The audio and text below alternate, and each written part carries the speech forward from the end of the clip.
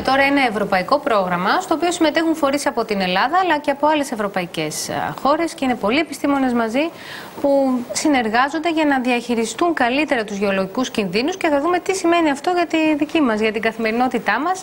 Να καλησπερίσουμε και να καλωσορίσουμε στο στούντιο τον κύριο Μάκη Ατζέμογλου. Είστε γεωλόγος γεωφυσικός στο ΙΓΜΕ και διδάκτορας γεωφυσικής στο Αριστοτέλειο Πανεπιστήμιο Θεσσαλονίκης, και ο κύριος Αλέξανδρος Σαβαΐδης. Καλησπέρα. Είστε κύριος ερευνητής του οργανισμού ASPICHAC και διδάκτορας και εσείς γεωφυσικής στο Αριστοτέλειο Πανεπιστήμιο Θεσσαλονίκης. Κύριε Ατζέμογλου, να ξεκινήσουμε από εσάς, να μας εξηγήσετε τι είναι αυτό το ευρωπαϊκό πρόγραμμα που διαχειρίζεται γεωλογικούς κινδύνους.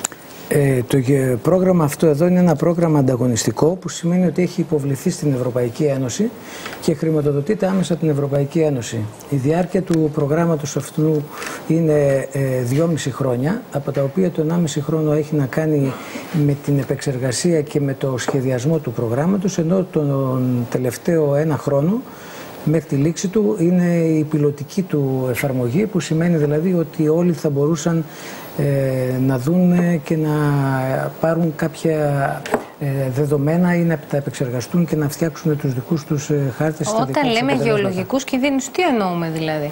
Σε αυτήν εδώ την περίπτωση, αυτό το οποίο αφορά άμεσα το πρόγραμμα είναι με γεωλογικοί κίνδυνοι, οι οποίοι έχουν να κάνουν κυρίως με κατολισθήσεις, αλλά το πρόγραμμα δεν κατευθύνεται μόνο σε αυτό το κομμάτι, αλλά έχει να κάνει και με τη διαχείριση των γενικά των γεωχωρικών δεδομένων, τη διαχείριση των υπόγειων νερών σε αυτή την κατεύθυνση, αλλά και, όπως θα σας πει ο κύριος Σαβαΐδης, με τη διαχείριση των γεωλογικών κινδύνων, αλλά από την πλευρά των σεισμών, όταν συμβεί κάποιος σεισμός. Κύριε Σαβαΐδη, τώρα εδώ μια που αναφέραμε και τους σεισμούς, όταν ο κόσμος τουλάχιστον ακούει για ερευνητικά προγράμματα έτσι, που καταγράφουν τις σεισμικές κινήσεις, το πρώτο πράγμα που σκέφτεται είναι αν θα μπορούμε δηλαδή να γνωρίζουμε πότε πρόκειται να γίνει ένας σεισμός. Βέβαια αυτό είναι ένα θέμα που δεν μπορεί να απαντηθεί, έτσι δεν είναι? Ναι, αυτό τουλάχιστον από τη δικιά μας την πλευρά,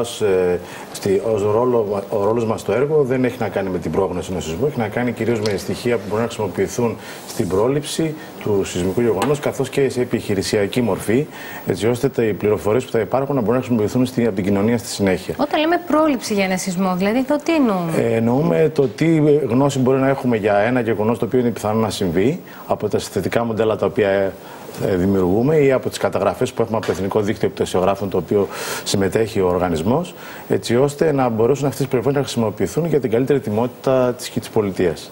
Υπάρχει ετοιμότητα, δηλαδή υπάρχουν γνώσεις και από τους πολίτες και από τους κρατικούς μηχανισμούς, από την εμπειρία που έχετε κι εσείς? Κοιτάξτε, και εμείς ως ερευνητικός φορέας και ο ΑΣΠ με το τμήμα που έχει όσον αφορά τη σεισμική πρόληψη και προστασία έχει τις απαραίτητες δομές έτσι ώστε να παρέχει την πληροφορία στην πολιτεία. Από εκεί πέρα βέβαια και με τις σεμινάρια και εκπαιδεύσεις οι οποίες γίνονται από τα μέλη του ΑΣΠ υπάρχει δυνατότητα να ενημερωθεί και ο κόσμος, να φέρει τον κόσμο πιο κοντά στο πρόβλημα και στην αντιμετώπιση του.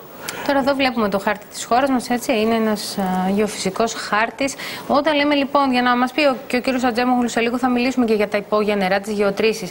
Εδώ που είδαμε και στο χάρτη, κύριε Σαβαΐδη, όταν λέμε ότι θα μετράτε εσείς, θα καταγράφετε τις σεισμικές κινήσεις. Ναι, κοιτάξτε, εμείς αυτή τη στιγμή ήδη με το Εθνικό Δίκτυο Πτωσιογράφων καταγράφουμε τη σεισμική κίνηση σε όλη τη χώρα. Στην προκειμένη δράση του έργου θα δημιουργούνται αυτόματα σε σχεδόν πραγματικό χρόνο χάρτες που θα δίνουν την κατανομή της σεισμικής κίνησης στο χώρο, οι οποίοι θα μπορούν μέσα σε μερικά λεπτά θα δίνουν αυτή την πληροφορία μέσω του διαδικτύου και στον απλό πολίτη, αλλά και στην πολιτεία, έτσι ώστε αυτό να χρησιμοποιηθεί σαν πρώτο στοιχείο επιχειρησιακά όσον αφορά την κατανομή των πιθανών βλαβών.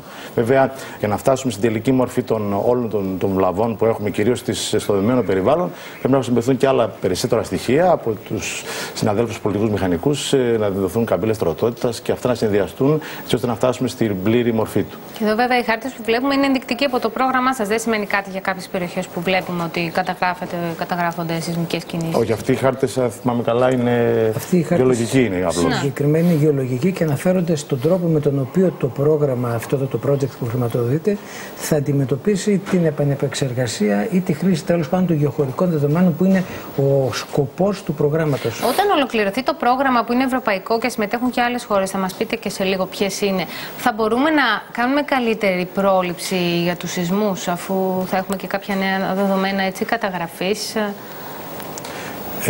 Από τη δικιά μας την πλευρά θεωρούμε ότι ναι, ότι θα γίνει. Ήδη ας πούμε, κάποια στοιχεία είναι διαθέσιμα.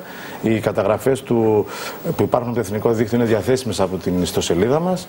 Οπότε οτιδήποτε μπορεί να χρησιμοποιηθεί από αυτά για να γίνει αυτή η πρόληψη μπορεί να γίνει από την πολιτεία. Βέβαια, αυτό το έργο θα δώσει τη δυνατότητα να βλέπουμε πια τη χωρική κατανομή ανεξάρτητα για κάθε γεγονός, έτσι ώστε αυτό θα μπορεί να χρησιμοποιηθεί σε μελλοντικό προγραμματισμό όσον αφορά την πρόληψη για την κάθε περιοχή. Κύριε Τζέμογλου, και οι καταγραφές που θα γίνουν για τα υπόγεια νερά, γιατί η χώρα μας είναι και μια χώρα αγροτική, έτσι υπάρχει αγροτικός πληθυσμός, καλλιέργειες, υπάρχει άντληση υδάτων. Πώς μπορεί να βοηθήσει λοιπόν το συγκεκριμένο πρόγραμμα? Το πρόγραμμα το συγκεκριμένο στηρίζεται ακριβώς σε δεδομένα τα οποία υπάρχουν. Το πρόγραμμα στηρίχθηκε ακριβώς σε κάποια οδηγία της Ευρωπαϊκής Ένωσης, η οποία λέει ότι πρέπει τα δεδομένα των δημόσιων φορέων να βγουν όσο το δυνατόν σε περισσότερο κόσμο, με βάση κάποιες προδιαγραφές, όπως ακριβώς λέει και ο τίτλος του προγράμματος, βάσει του Inspire, είναι τα μεταδεδομένα που περιγράφουν τα δεδομένα, έτσι ώστε να είναι ευρέως χρησιμοποιήσιμα από όλο τον κόσμο, από όλους τους ενδιαφερόμενους. Δηλαδή, εσείς θα μπορείτε να εντοπίζετε πού υπάρχουν υπόγεια νερά και αν εκεί μέσα υπάρχει και αρσενικό και χλώριο, ποια είναι η σύσταση των νερών? Εμείς αυτά τα οποία θα διαθέσουμε θα είναι δεδομένα, έτσι ώστε όπου περιλαμβάνει ακριβώς αυτό το πράγμα που είπατε, περιλαμβάνει μέσα χημικές αναλύσεις, περιλαμβάνει διαχρονικές καταγραφές, έτσι ώστε εμείς ήδη έχουμε κάνει όλες τις μελέτες μας και σε χάρτες τους οποίους θα σας δείξω αργότερα έχουμε βγάλει από την προηγούμενη χρηματοδότηση της Ευρωπαϊκής Ένωσης κάποια διαχείριση τέλος πάντων των υδροφορέων οι οποίες υπάρχουν ανά την Ελλάδα. Αυτή ήταν η δουλειά του ΙΓΜΕ, η οποία αντιμετώπιζε όλα τα προβλήματα διαχείρισης των υπογείων υδάτων.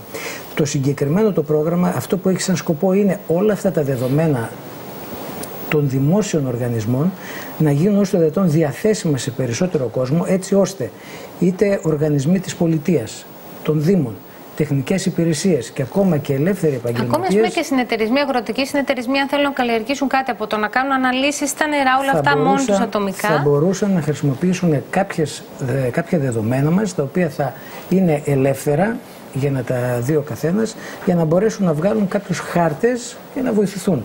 Δεν μπορώ να πω ότι ένας οποιοσδήποτε αγρότης ή τέλος πάντων ένας συνεταιρισμός όπως αναφέρατε θα μπορέσει να το κάνει αυτό το πράγμα, αλλά κάποια υπηρεσία τεχνική, είτε του Δήμου, είτε της περιφέρειας, είτε κάποιος τέλος πάντων μια κάποια εταιρεία, θα μπορέσει να χρησιμοποιήσει όλα αυτά τα δεδομένα και να συνθέσει από μόνη της κάποιους χάρτες.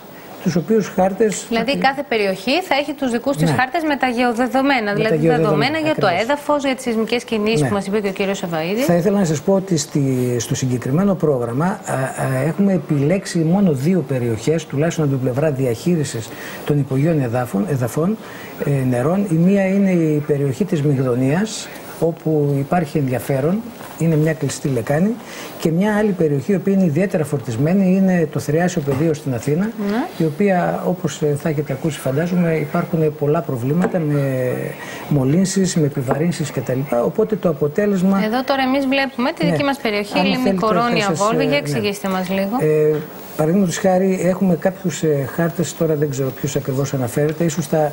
Εδώ είναι η Λίμνη Κορώνια και η Βόλβη, αν μπορούμε να δούμε. Ναι, νομίζω είναι ο χάρτης κατανομής του χλωρίου. Το χάρτη ρηπαντικών εστιών βλέπουμε. Χάρτη ρηπαντικών εστιών, θα σας πω αμέσως. Αυτή εδώ είναι μια καταγραφή από όλες τις ρηπαντικές εστίες οι οποίες υπάρχουν στην περιοχή, και η επιβάρυνση, βλέπουμε στο υπόμνημα, έχει γίνει από διάφορες δραστηριότητες, όπως είναι κτηνοτροφικές μονάδες, βαφεία κλπ.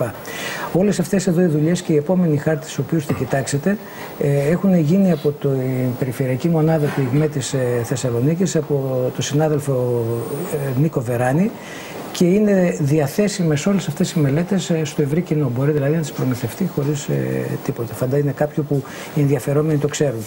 Επίσης, κάποιο άλλο στοιχείο το οποίο έχουμε, αν θέλετε να προχωρήσουμε σε κάποιον άλλο χάρτη ενδεχομένως, που έχει να κάνει με το πώς έχει μετακινηθεί, έχει υποχωρήσει η πιεζομετρική επιφάνεια, δηλαδή τα αποθέματα, τα υδατικά, και χρησιμοποιούμε για αυτής εδώ το χάρτη. Είναι μια διαφάνεια, δεν ξέρω αν θα... Είναι ο χημικός χάρτης αυτός που βλέπουμε, ναι. Έχει τελειώσει, δεν ξέρω αν θα έπρεπε. Συνεχίστε, περιγράψτε μας λίγο.